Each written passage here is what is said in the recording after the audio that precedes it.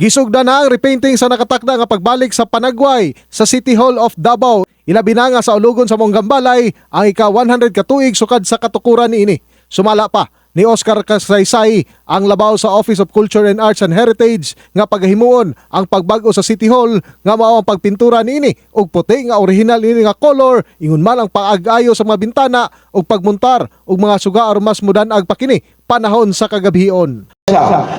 Close to the original. So hopefully mahimo na ng all white ang ato ang City Hall. Giaprobahan na pod na tanggalon tong mga other buloloys, no? Ang mao City Hall nalakip na usab sa mga landmark sa Davao City. Diin gidisenyo kini ni atong tuig 1926 sa ilado nga architect nga si Juan M. Arellano. Isip Davao Municipal Hall kani atong usa pa ka munisipyo ang syudad. Samtang nakahiagom ang mong gambalay ug kadaot kani atong World War II. In the heart of changing lives, ako si Brigada Julius Pacot, alang sa 93.1 Brigada News FM Davao, The Music and News Authority.